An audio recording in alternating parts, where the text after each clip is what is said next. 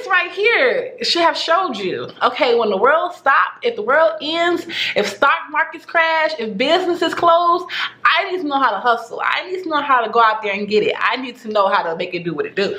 What's going on, you guys? This is officially our last video of the year. I did so many videos this year, and I just feel accomplished to get to the end of the year and just look back. We're here in the 2020, and I just feel like I have to do my best and worst.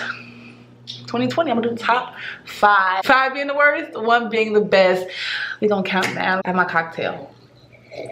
We're gonna sip this cocktail. We're gonna get into this top 5 worst, best things that have happened to me in 2020. Let me start off by saying first that 2020 and COVID didn't really let you do too much, but that doesn't stop good things from happening to you, and it definitely didn't stop the bad things from happening to me. So number 5, I'm gonna share this with you guys because, like I always say, I'm a very transparent person. I'm real, I'm human. Bullshit happens to me just like bullshit happens to the rest of the world. I'm not perfect. I just live here. I rent Earth. Finding out that the person I had a child with, my son was born in September, had 2 other babies on the way. When I say that, I mean he already has 2 kids, grown, okay? I had thought it was just me, like, oh, we're gonna have another child. Like, I already had 1 kid, he already had 2 kids, we're gonna have another one. And come to find out, he had 2 daughters, 1 in February and I think 1 in March. I was like, what? I couldn't process it. At the time that I had found out I was still pregnant, I was the most distraught I have ever been. I'm like, Jamaica, how could you be so stupid? The signs were there, the red flags, the lights were going off, and you still. So that had to be one of the worst because it affected me emotionally, and I just felt like out of everything, when you have someone and you love someone and you think that they are on the same playing field as you, and you believe in your heart and in your head that this is what it is, and to find out that that is not what it was, you know, and it's like, fuck you, Jamaica. Like, I can't even blame other people. I've really learned that in 2020 that I'm not blaming anyone else. Yes, they did what they did, but at the end of the day, the red flags were there. Everything was there. I still ignored it. I still went with my worldly ways, and yeah, broke my heart. Broke a girl down. Broke me down, but hello, the best behavior is a change behavior. We're gonna do that again. Okay, we're gonna do that again. It'll be a ring on this pretty little finger before I lay down and allow any man to do that. No, you're not gonna do that. But I did get my son out of the deal, and I just had to take that situation for what it was and do this to him, and good luck on your kids, because this man got 5 kids, 5 baby mothers. Like, okay, I'm gonna discuss it. Number 4 going down on that list would be, of course, COVID. I woke up during COVID pregnant, didn't even know there was a COVID, didn't know what was going on. Went to the grocery store, there was no tissue, there was no ground beef, there was no canned goods, there was no noodles. I'm like, what is happening? COVID. I think COVID messed up a lot of people. It didn't really start affecting me until I realized I want to go outside. Like, if you follow me on social media, I was outside, but I spent a lot of time inside due to morning sickness and being pregnant and hot and all those things and COVID. And I just feel like once I got past all of that, COVID was like, nope, this is closed. Can't do this. Can't go here. Can't wear a mask. Like, it was just can't. No. And I'm like, okay, COVID, I'm through with you. Does that mean that I didn't accomplish things?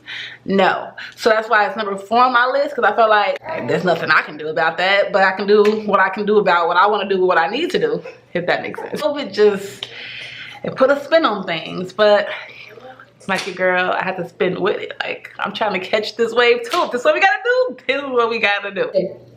Okay. Number 3. As you guys know, or maybe you guys don't know, but my son, my first son, my oldest son, he went to go stay with that man. I don't know. He went to go stay with his dad, I guess. And that was hard for me. As the single mother, I've raised him by myself, and I've done it by myself. I'm so used to having him around. I'm so used to having him in my presence. I feel like I'm incomplete without him. But that was my number 3 because he wanted to be happy.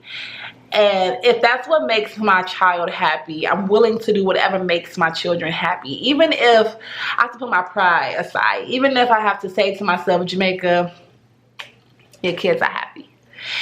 It's not for a long time, okay? It's just enough time for him and that man to create some type of something. And once again, like I said, it's for my son to be happy. But is it hard for me? Yes, because I want him around. And not to walk him around, but I want him around because he's just like my big man, you know? And like I raised him, and it's just amazing to watch him grow. And so when he's not in my presence, I feel like I'm missing something, like I'm not watching him grow. But he's 12. He is growing into this preteen, into this teenager, and I want him to, you know, figure out who he is on that level. I want him to be happy. I want him to grow, and that's just part of growing as children. It's a part of growing as mothers and as parents in general, whether you're male or female, father or mother, to allow ourselves to let our children grow. And that's kind of how I think of it. I pray about it every day, and I just pray God watches over him and protects him, because if they didn't know if anything happened, I'm coming for you and that little thing you dating. Okay, so we went from 5 being the scumbag that did me wrong, that had 2 other kids while I was pregnant, and then we went to number 4, which was COVID. Gosh. And then we went to number 3, which is my half of my heart. Okay, now it's a quarter of it because I have another son. So he's gone just for temporary. He'll be back. Number 2. Over the break, I got the chance to go visit my family this year. During COVID and everything, if you follow me on social media, then you see me take my flight to Chicago, me and my son, while I was pregnant. And I just really enjoy my family. I really enjoy my siblings, all of my nephews. I come together and we all get to drinking. We have such a good time, and we couldn't drink with my sister because we were pregnant, but it was just a wonderful time to spend with my mom, my sister-in-law, my brothers, and just hang around and kick it and talk, because I don't get to do that often. We all live in separate states, and we just, sometimes it's hard to connect more than we would like throughout the year. So I was happy that I was able to do that. It was a good laugh as usual, and it was good travel. It was great. So that's my number 2, because that was one of the best moments for me for 2020. And I love spending time with my family. I love enjoying them, their company, whether we argue or not. It's all fun. It's all love. Like, name a family that don't argue. You can't. We have a good time. That's number 2. Really, really enjoyed it. Number 1. And I think everybody knows what this is. Everyone should know what this is. Having my son September 19th, 2020 was one of the best things that could happen in 2020. Along with that, having my first niece. I have nothing but nephews, okay? And it's 6 of them. Nothing but nephews. And then there's my niece that I just had. So along with having my son and having my niece, that was like the best of the year. Me and my sister being pregnant at the same time, 30 days apart. Like, who would have known? It was wonderful. The experience, the morning sickness. Oh my gosh, I thought I was about to die, literally. But at the end, September 19th, my son was born.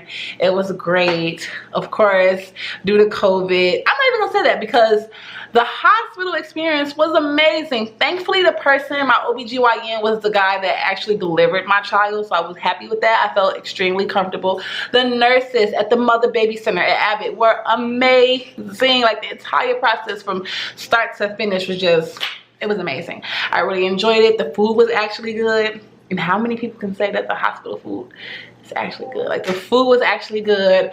I was happy. My mother and my sister were on FaceTime when I gave birth, so that was great. It started rough. Like, it was rough. It was rough, but there's a blessing in everything. And I think people some people probably missed that in 2020, that yes, we have this issue that we cannot control, but how can we make the best of it and stop looking at it like it's a glass half empty and start looking at it like it's a glass half full. And that's how I took on 2020. Once I came to what was going on, I'm like, okay, I can handle it. You can do this. So I think people needed to use 2020 to their advantage. You should be starting your business. If that relationship wasn't good for you, you should be getting out of that. Like, it should have been an eye opener. It should have allowed you to magnify your life and put things in perspective. You should have quit that job you didn't want. You should have been able to start a business. You should have been able to make money. You should get your hustle on. Like, 2020 was hustler season. Flat out. From the moment you knew what was going on, you should have took action. It's not too late. I don't know what 2021 gonna bring, but it's not too late.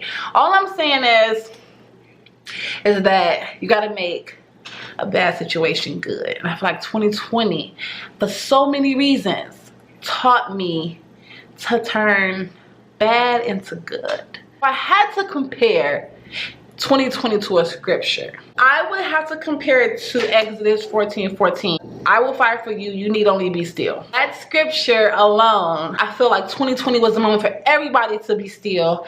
Take a look at what's happening. I always tell you guys to be in the present.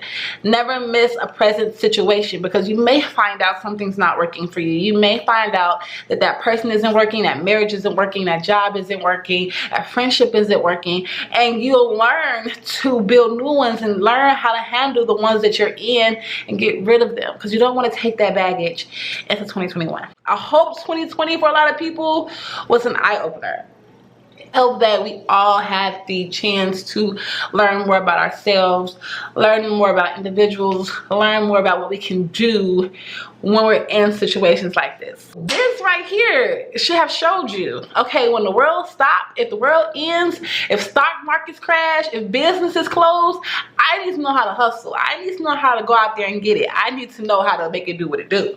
OnlyFans, 10K scams. I mean, it was all type of stuff going on in 2020. If you better hop on that wave, okay? I hope you don't get caught. Flat out. So, you know, take 2021. Don't do a new year, new me, because I think you can still be you. I think you just have to be the best you that you can be in 2021. Know something, you know, think abundantly, receive abundantly. Just keep being positive. Stay positive, stay focused, stay grounded, stay honest, stay true. You have to do the best you can do, and you got to take God with you. And 2020 taught me to take God with me.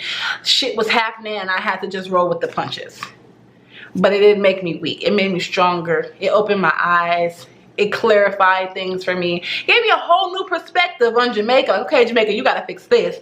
You have to do this. You have to do this. Less of this, more of this. You know, and I started to move with what was happening, and things got better for me. Whether it be my feelings, or whether it be my financial state, or whether it be how I deal with something. Literally Christmas Eve, everything bad that could happen happened. I lost my wallet, my car got towed, it was a blizzard, I was stuck here because I was supposed to go to Chicago.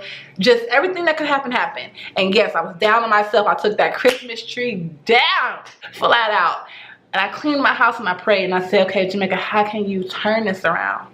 What can you do differently? And sometimes there's nothing you can do differently, like physically, but you can handle it differently, and you can be in control of your emotions and the problem. Those are my 5 right there, from worst to best. You know, I had to come share that with you guys. I'm not gonna make any New Year's resolution, because I'm gonna do whatever I put my mind to, and I'm not gonna limit that to 10 things. I'm not gonna say I'm gonna do this, I'm gonna do this, I'm gonna do this. No, whatever I put my mind to in 2021, that's what I'm going to get. I'm gonna be 30 next year. I plan on getting a house. I plan on finding love. I plan on doing it all. I plan on my YouTube taking off. I plan on us growing. Like, y'all gonna see me, I promise. Happy New Year's. I hope you guys really enjoyed this video. I hope you guys can take from this video and remember to be the best you can be. 2020 is over. Let's get shit shaking in 2021. Like, show me what you got. Okay? Peace.